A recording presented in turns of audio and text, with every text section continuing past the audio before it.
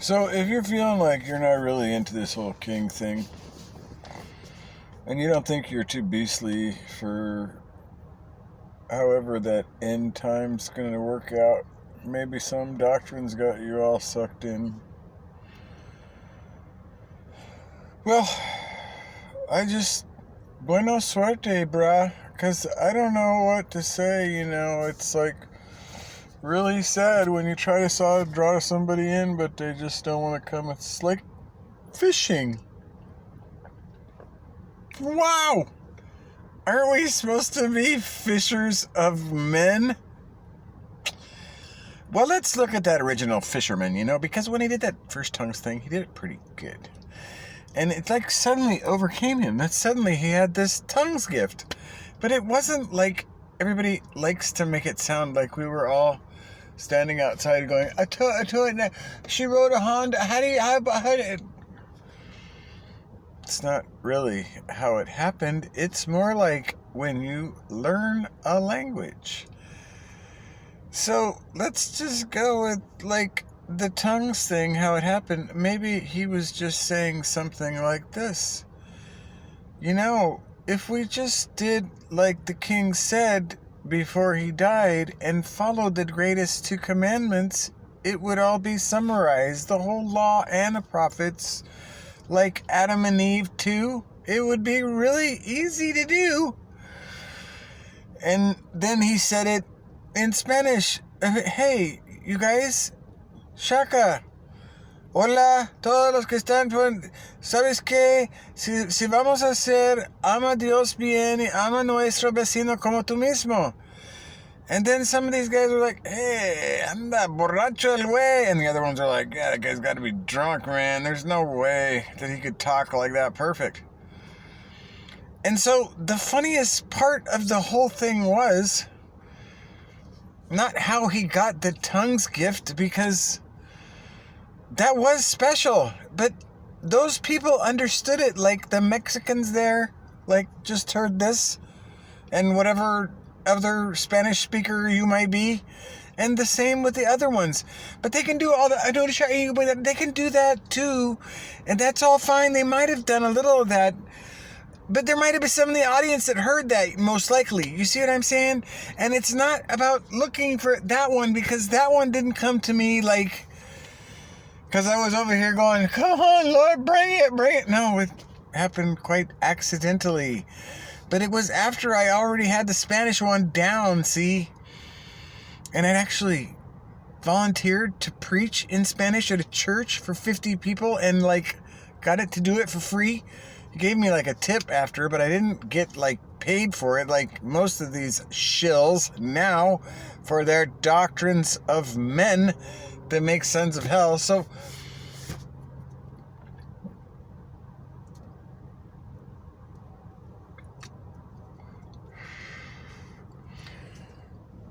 I have a son, Jacob, who's a great fisherman, and he wants me to get a license and try to catch halibut with him. And I fly fished when I was in Oregon, and I kind of became a spoiled brat with river fishing on the rapids, especially with a fly. And so other fishing is no fun to me. And so I don't want to tell my son no. So I'm kind of in a quandary, because he's at an age when it'd be fun to, like, spend time with him. But for me, I have to use my talents now, because that's what I've kind of been called to do. So I pray for him and that he'll understand. But I can't even catch halibut with him now. But I love what he's doing and love how he can fish. But the thing that he loves to do is get the best bait for the fish. Okay? So if we are fishers of men, and you lovely Catholics, he might be the rock, but we should not worship him. So let's not replace him with Christ or get all weird that he's God or anything. We're universalist. That's what Catholic means in Philippians 2:2. So, no, not verse 2. Philippians 2 also. Nice catch there, huh? So I thought I was out of it, didn't you? So anyway.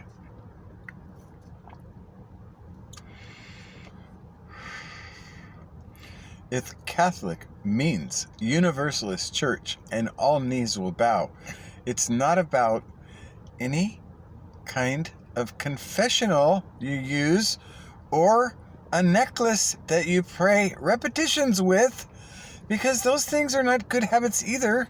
He said not to use vain repetitions. Even the Lord's Prayer, if you're not listening to the words, if you're playing a word, or hallowed be thy name every day, thy kingdom come, thy will be done on earth as it is in heaven, and you don't even know what it means already. It might as be, I don't know what that means, but I know it's angelic because it ain't demonic, because those demons, they don't like me. You see what I'm saying? So, it's all about resisting the devil so he will flee from you, like feeding your heart with his word and things like this. And then all these things just go more perfectly because you're on the King's page and not in these other things.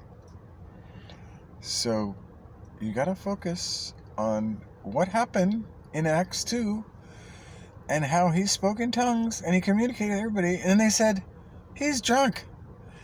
And the greatest part of the whole story is, just like when they said Jesus was a drunk, well, Jesus got a little more mad because it was Pharisees, but these were people that he was fishing for, you see. So he didn't tell them with that Pharisee attitude like Jesus told us not to have, which looks down your nose at others with a beam in your eye, and that beam is a self-righteous, self-loving, prideful, yeasty attitude. That's the whole point of the story.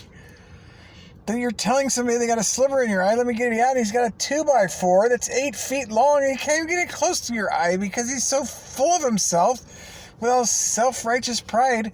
That's when, they caught the adulteress, and he said, yeah, the one with no sin cast the first stone, because he knew they were all a bunch of dirty whatever.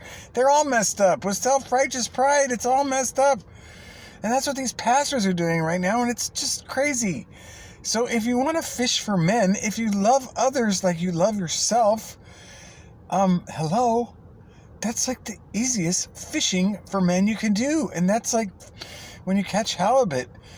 My son likes to get fresh ghost shrimp as bait, and I'll tell you what, if you get one of those fat, juicy, live ones on your hook, halibuts come out of the, wow, nice ones too, like 28 inches, and huge, California style, but I'll tell you what, that's good stuff. That's great stuff. And I'd love to go fishing for that. But I'm fishing for men. But see, it's a different kind of fishing. Because I'm fishing with truth for the King. So see, that might have been the whole point from the beginning. Because you see, when they said, you're a drunk, Peter. Well, if he was so righteous with a beam in his eye, he would have said, I'm a fisherman that's righteous. And I never have a drink. But see, no, he didn't say that.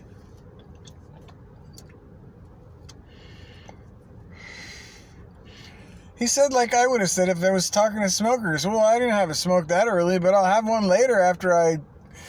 You know what I'm saying? And so he was saying, well, no, I'm not drunk. It's 9 o'clock in the morning, but you probably would have caught me drunk last month. That, like, not that he never got drunk or not that he ever did too much or was he wasn't alcoholic, but it wasn't like that. You see what I mean?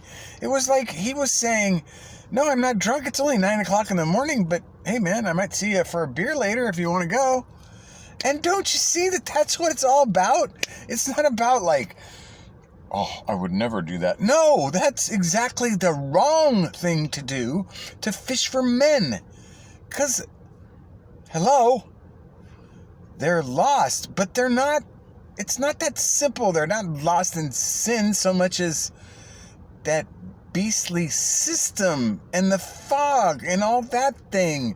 That's self-righteous pride and thinking you don't need to love anybody more than yourself because God loves you so much. No, you see, that's just all bad. It's all like messed up theology.